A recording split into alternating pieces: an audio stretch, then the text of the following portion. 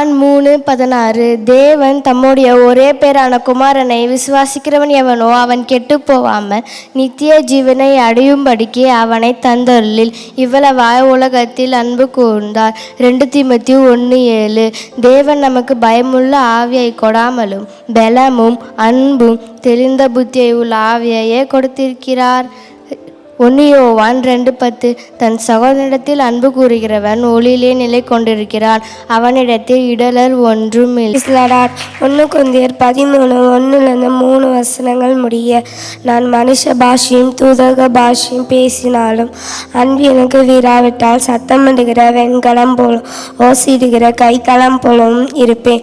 நான் தீர்க்க தரிசன வார்த்தையை உடையவனாய் இருந்தாலும் சகல ரகசியங்களையும் சகல அறிவையும் அறிந்தாலும் மலைகளே பெயர்க்கத்தக்க சகல விசுவாசங்களும் உள்ளவனாகவும் இருந்தாலும் அன்பு எனக்கு வீராவிட்டால் நான் ஒன்றும் இல்லை.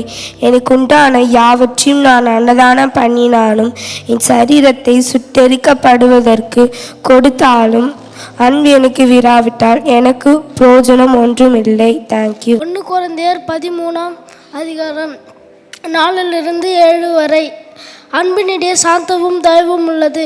அன்புக்கு பொறாமை இல்லை. அன்பு தன்னை புகழாது, இருமாப்பா இராது, அயோக்கியமானதை செய்யாது, தற்பொழிவை நாடாது, சினம் அடையாது, தீங்கு நினையாது, அநியாயத்தில் சந்தோஷப்படாமல் சத்தியத்தில் சந்தோஷப்படும், சகலத்தையும் தாங்கும், சகலத்தையும் விசுவாசிக்கும், சகலத்தையும் நம்பும், சகலத்தையும் சகிக்கும். தேங்க்ஸ். என் பிறவே கர்த்தாவே உம்மில் அன்பு கூறுகிறேன். சங்கீதம் 18:1 கர்த்தர் என் சத்தத்தையும் என் விண்ணப்பத்தையும் கேட்டதினால் அவரில் அன்பு கூறுகிறேன். சங்கீதம் 116:1 மத்தேயு 19:19 உன் தகப்பனையும் உன் தாயை கனம் பண்ணுவாயாக, உன்னிடத்தை நீ அன்பு கூறுவது போல பிறரிடத்தையும் அன்பு கூறுவாயாக. யோவான் 15:13 ஒருவன் தன் சிநேகிதிக்காக தன் ஜீவனை கொடுக்கிற அன்பிலும் அதிகமான அன்பு ஒருவரிடத்திலும் இல்லை. ரோமர் 8:28 அன்றியும் அவருடைய தீர்மானத்தின்படி அழைக்கப்பட்டவர்களாய் தேவனிடத்தில் அன்பு கூறுவர்களுக்கு சகலமும் நன்மைக்கு எதுவாக நடக்கிறது என்று அறிந்திருக்கிறோம். யாத்திராகமம் 20:6 என்னிடத்தில் அன்பு கூர்ந்து என் கற்பனைகளை கை கொள்கிறவர்களுக்கோ 1000 தலைமுறை மட்டும் இரக்கம் செய்கிறவராய் இருக்கிறேன்.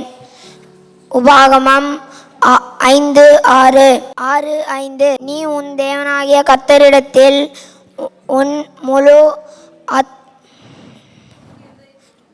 முழு இருதயத்தோடும் உன் முழு ஆத்மாவோடும் உன் முழு பலத்தோடும் அன்பு கூறுவாயாக.